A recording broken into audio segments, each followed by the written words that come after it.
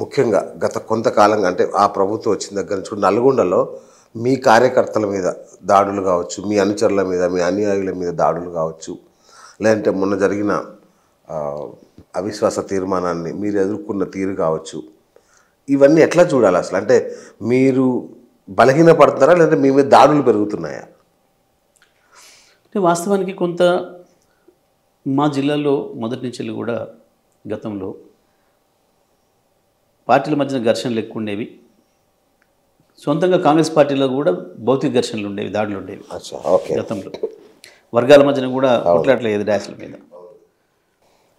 So Telangana వచ్చిన తర్వాత 10 ఏళ్ళు మేము ఒక చిన్న ఘర్షణ కాకుండా, ఒక చిన్న లా అండ్ ఆర్డర్ ఇష్యూ రాకుండా కాపాడగలిగాం.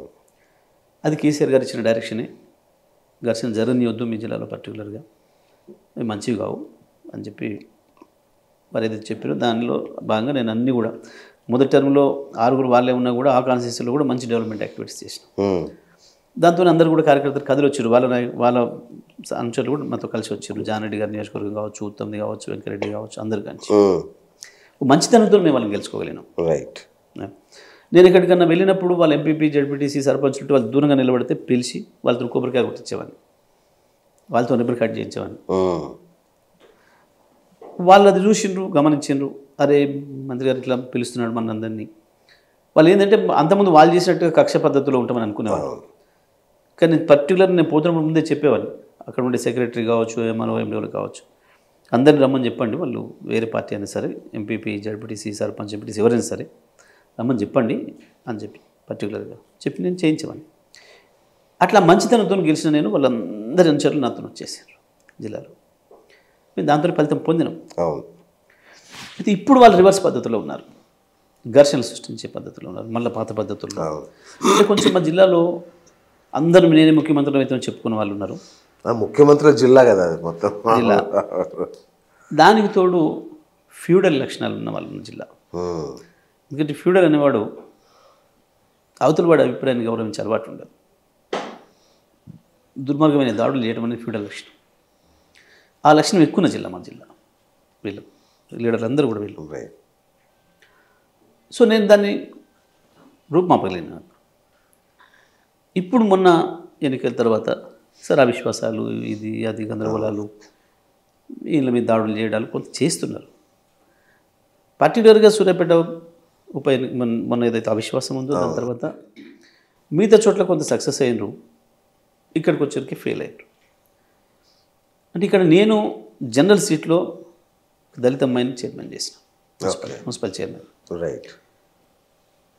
వీళ్ళు దాన్ని అడ్వాంటేజ్ తీసుకొని మిగతా వాళ్ళని రెచ్చగొట్టి మా దాంట్లో కూడా కొంతమంది తీసుకుపోయి అవిశ్వాసం పెట్టిండ్రు.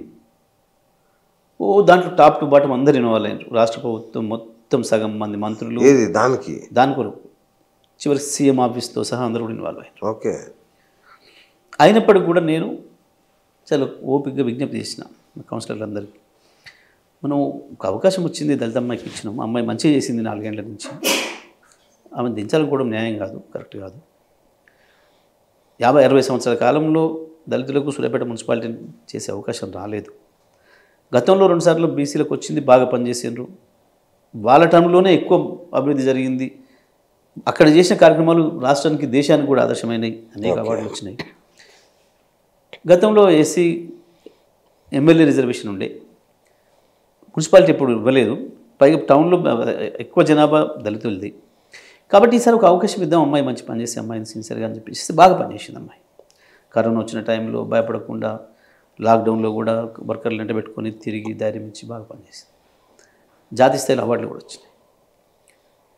వరదలు వస్తే కూడా రాత్రి 1-2 కూడా పోయి ధైర్యం ఇచ్చింది.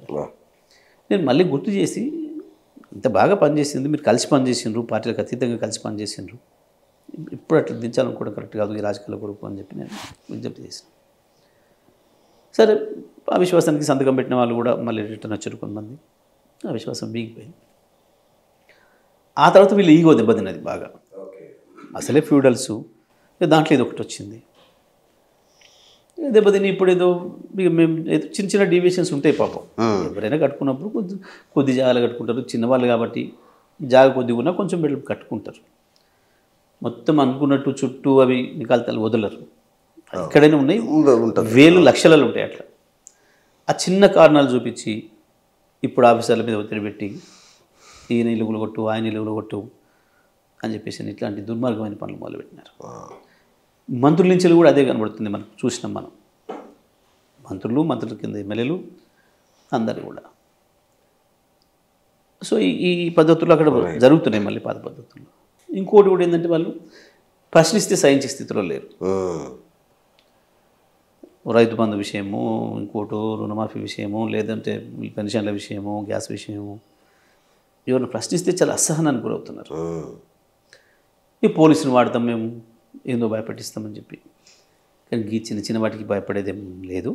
ఎట్టి పరిస్థితుల్లో కూడా వీటన్నిటిని ఎదుర్కొంటాం. ఎట్లా తట్టుకుంటారు ఇది అంతా? మేము ఉద్యమం మొదలుపెట్టినాడే అన్ని ఆశలు కొని వచ్చిన వాళ్ళం. Okay okay. మేము ఉంటామా పోతామా, జైల్లో ఉంటామా, ఇంటికి వస్తామా, ఇంట్లో నుంచి వెళ్తే మళ్ళీ వస్తామా రామో చెప్పేటోళ్ళం. మళ్ళీ ఇంటికి వస్తే రాత్రికి లెక్క, లేకపోతే జైల్లో చూసుకోండి అని. మాకు వాటికి భయపడే పని ఏం లేదు. ఆయన మా జిల్లాకి ఒక చరిత్ర ఉంది. నిజాంను ఎదిరించడంలో మేమే మొదలు. మా జిల్లా తెలంగాణ ఉద్యమ సందర్భంగా కూడా అనేక మిలిటెంట్ కార్యక్రమాలు చేసిన వాళ్ళం మేము, హైవేలను నిర్బంధించిన వాళ్ళం మేము, జైలు చూసిన వాళ్ళం మేము. కాబట్టి పెద్దగా వీటికి ఏం భయపడేది లేదు. మా కార్యకర్తలు కూడా భయపడరు. వాళ్ళకంటే ముందు జైలు కూడా మేము సిద్ధంగా ఉన్నాం ఎప్పుడైనా సరే. కాబట్టి ఆ ధైర్యం ఇస్తాం మేము. మా వాళ్ళు కూడా అదే బలంతో ఉన్నారు. పోలీసులు అడ్డం పెట్టుకొని బతుకుదాం అనుకుంటే సాధ్యం కాదు. మిలిటరీని అడ్డం పెట్టుకొని బతకలేదు ఎవడు గతంలో, నియంత్రణ ఎవడు ఇప్పుడు బతకలే ప్రపంచంలో, కోసలేదు. పైగా నల్గొండ జిల్లా లాంటి చైతన్యవంతమైన జిల్లాలో ఒక్కసారి ఒక తెగింపు ప్రారంభమైతే వీళ్ళేం తట్టుకోలేరు. వీళ్ళ అధికారాలు ఇవన్నీ కూడా ఏవి కూడా నిలబడలేవు. కాకపోతే ఏంటంటే ప్రజల్లో కూడా అది రావాలి, ఓపిక ఉండాలని చూస్తున్నాం మేము. Okay okay okay. మేము కోరుకోవడం లేదు, అసలు ఘర్షణలు మేము ఇప్పుడు కోరుకోవడం లేదు. కానీ మరి మేము కార్యకర్తలను రక్షించుకోవడంలో మేము కూడా చాలా పెద్ద ఎత్తున పోరాటం చేయాల్సిన అవసరం. అన్ని రకాల చేస్తాం. రాష్ట్ర పార్టీ అండగా ఉంది. మేము కూడా 39 మంది ఎమ్మెల్యేలు ఉన్నాం, 30 పైగా కౌన్సిల్ మెంబర్లు ఉన్నాం. తప్పకుండా ఇక్కడ ఏది జరిగినా అందరం కూడా వస్తాం. రాష్ట్ర పార్టీ అండగా ఉంటుంది అని చెప్పి మా వర్కింగ్ ప్రెసిడెంట్ గారు కూడా చెప్తున్నారు ప్రతి సందర్భంగా. వాళ్ళు నిజంగానే అంత సీరియస్గా ఉంది ఇష్యూ రావాలి అనుకుంటే కేసీఆర్ గారు రంగంలో దిగుతారు.